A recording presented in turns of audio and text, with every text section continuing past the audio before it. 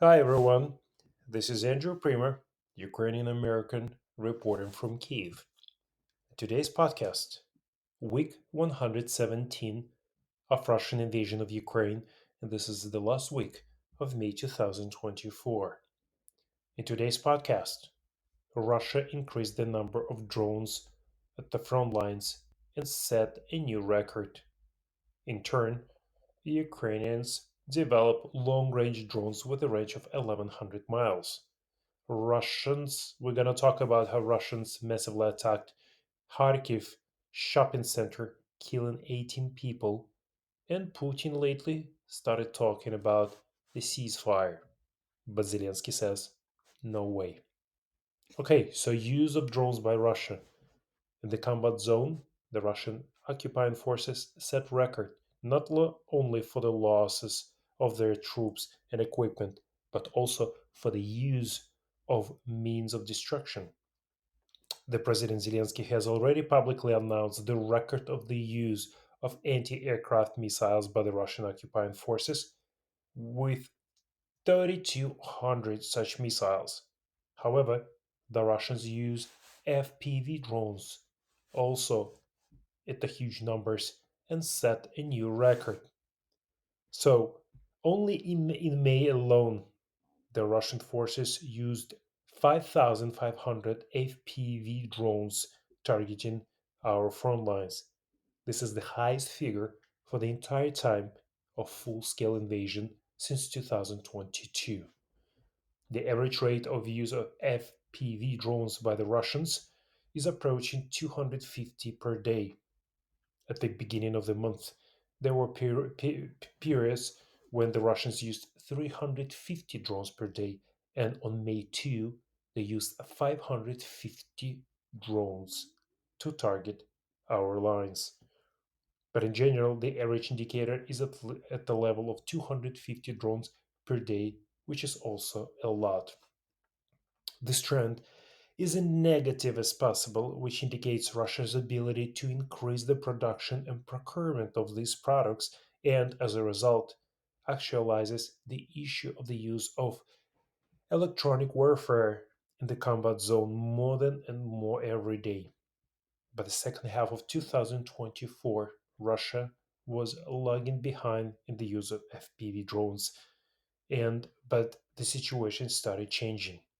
So now Russians using approximately 4 to 500 such drones on a daily basis, which makes the offensive operations of Ukrainian forces more difficult. But in turn, the Ukrainians working on their drones as well. So Ukraine keeps constantly shelling Russian territory with the long-range drones. So what actually Ukraine has achieved from the strikes on the targets in the Russian territory? Experts note that the Security Service of Ukraine (SBU) is increasing the number of strikes on the Russian territory, and the primary targets for these drones attacks are the enemy's oil refineries and airfields. Drone strikes on refineries have already caused billions of dollars in losses for the aggressor state, disabling 14% of Russian oil refinery capacity. Ukrainian drones have already struck more than 20 enemy refineries, and some have been subsequently attacked following the completion of repairs. As a result of the SBU strikes on enemy airfields, the Russian military has lost more aircrafts on the ground than it has in the air, suffering multi-billion-dollar losses. For Ukraine, more Russian aircraft destroyed means fewer attacks by the guided aerial bombs known as CABs, which is the biggest problem faced by Ukraine military at the front lines. Also, the Russians are using fighter jets to drop these cabs to destroy the cities in the Donbas region and in Kharkiv. Attacks on airfields significantly reduced the combat potential of the Russian aviation. So, Ukrainians also doing a good job in terms of drone development.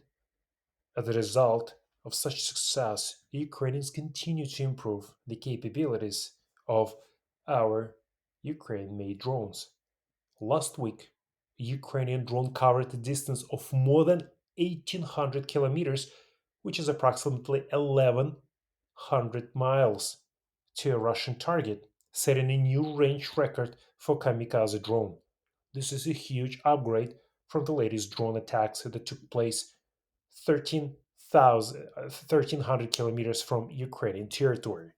According to the Defense Intelligence of Ukraine, the drone attacked Voronezh M long range target detection radar station in the city of Orsk, all the way in Orenburg region of Russia.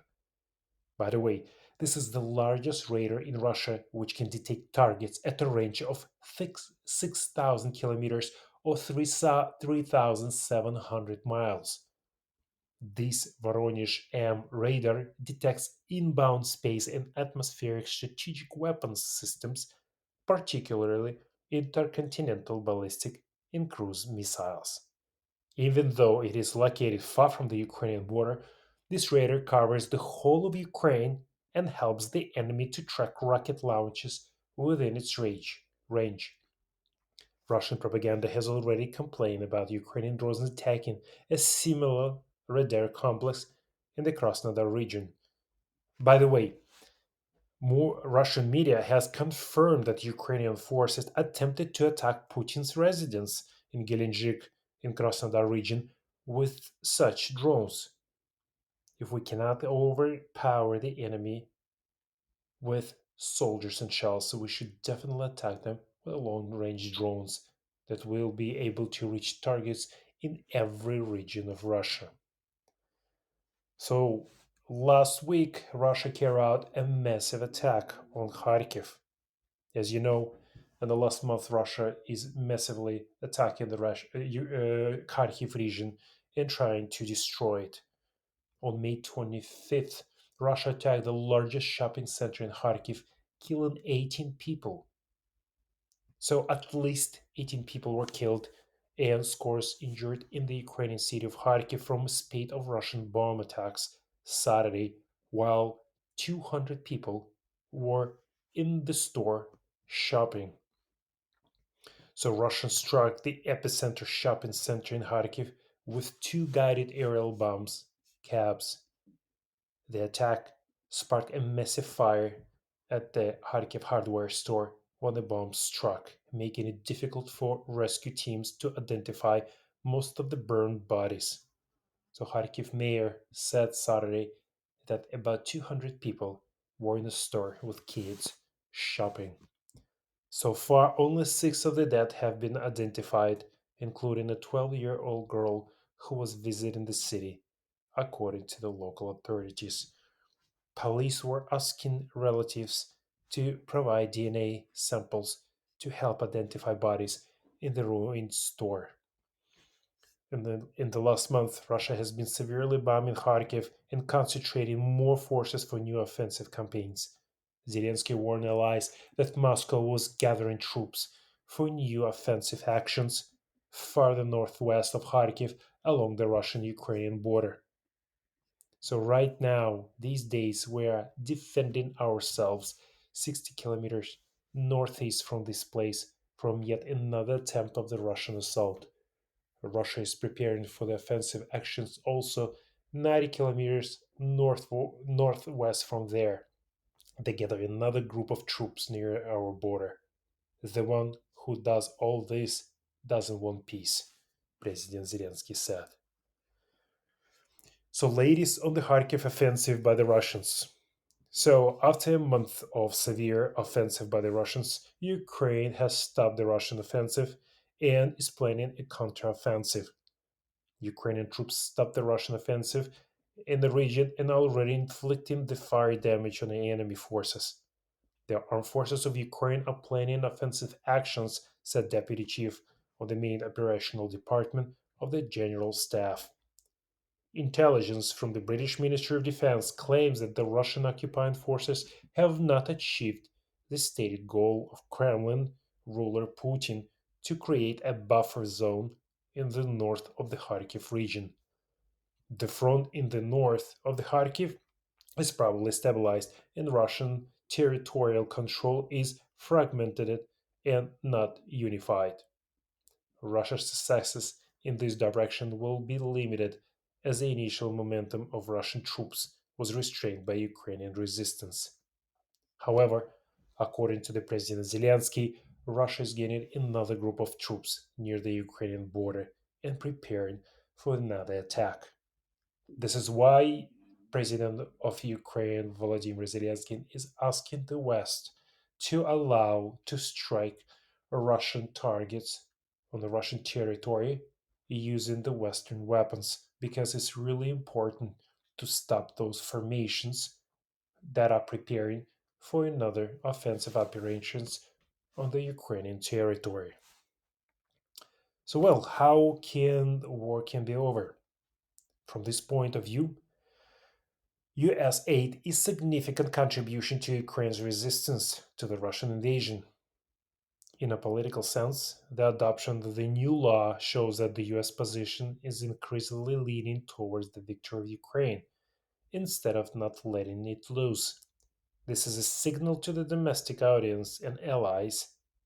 Aid to Ukraine, according to Joe Biden, is an investment not only in Ukrainian security but also in European security, as well as in our own US security.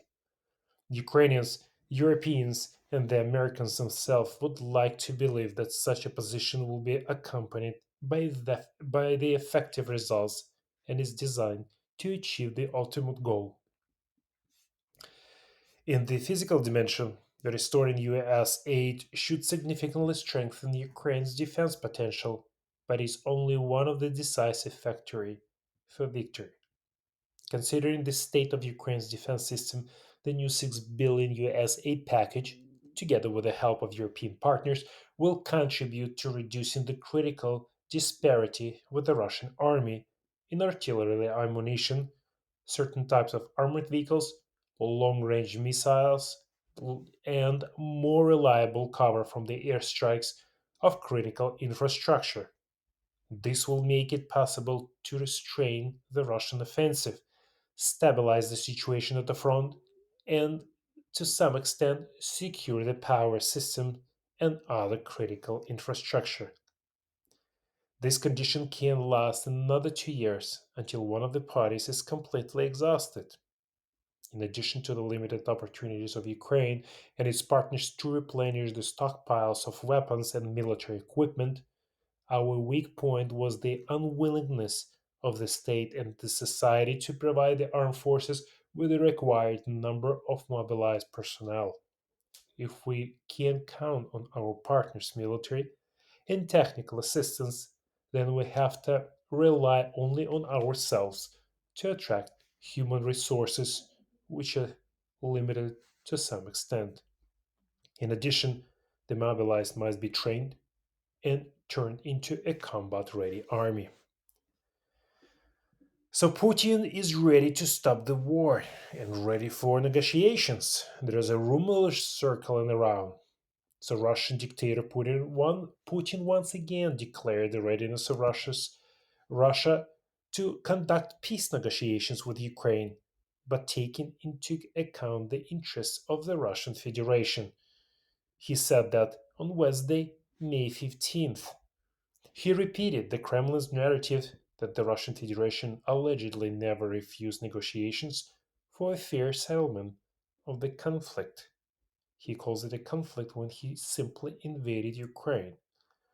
We are open to a dialogue regarding Ukraine, but this should be negotiations taking into account the interest of all the parties involved in this conflict, including our interests, together with a serious conversation about global stability, about security guarantees for both the opposing side and, of course, for Russia, the Russian dictator said.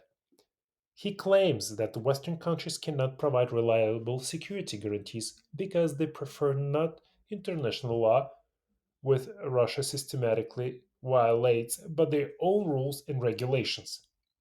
Putin again fantasized about the fact that in April 2022, a draft peace treaty was prepared between Ukraine and Russia in Turkey. However, the Ukrainian side suddenly announced the termination of negotiations. The dictator didn't mention the atrocities of the occupied cities of Bucha and Irpin, where they slaughtered thousands of people, but repeated the false narrative about the withdrawal of Russian troops from the Kiev region, allegedly as part of the agreement. On May 14, the Minister of Foreign Affairs of Ukraine categorically denied reports that at the beginning of the full scale invasion, Russia sought peace, and Ukraine rejected the agreement in the spring of 2022. According to the Ukraine Ministry of Foreign Affairs, Ukraine rejected the Russian Federation and Ukraine were so far apart that there was not even a remote prospect of a real solution to the problem. During Zelensky's speech, the president noted that Ukraine will offer the Russian dictator Putin a platform where he can accept the loss of the war against Ukraine. President of Ukraine Zelensky announced this on Sunday, February 25, at a press conference. He also noted that Ukraine will not lose this war, as there is no alternative and no possibility of losing. Otherwise, Ukraine will not exist, and Kiev's victory depends on Western support, the president of Ukraine added. Regarding negotiations with Putin, Zelensky asked the journalist whether it is possible to talk to a deaf person and one who kills his opponents. By the way, if you remember, Putin killed his close ally, the head of Wagner Group, Prigozhin, who died in a plane crash last year after the coup against the Russian dictator.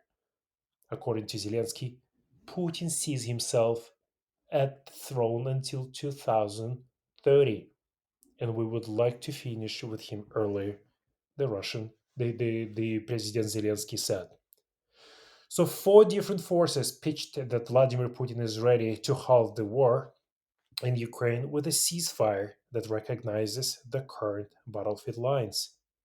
Other sources claim that Russian dictator had expressed frustration about what he views as Western-backed attempts to hinder ceasefire negotiations. Putin can fight for as long as it takes, but Putin is also ready for a ceasefire to freeze the war, a senior Russian source who has reportedly worked with Putin and, according to his knowledge of top level conversation in the Kremlin. The Russian dictator later told a press conference during the press conference on Friday that peace talks with Ukraine need to be renewed, but they must reflect realities on the ground. The source has said freezing the conflict along current lines is a non negotiable, as it would leave Russia in possession of substantial chunks of four Ukrainian regions, but without full control of any. Ukrainian President Zelensky has repeatedly ruled out the possibility of ceasefire, going so far as sign a decree in 2022 that formally declared any talks with Mr. Putin impossible. He reiterated this view at the beginning of the year, saying any pause in fighting would play into Russia's hands and might crush us afterward. However, according to several official sources, dictator Putin thinks recent gains in the war are enough to sell a victory to the Russian people. We all know if Ukraine will start fighting, the Ukraine will disappear from this earth. Glory to Ukrainian soldiers. We will win this war. Thank you for listening. If you like my podcast, please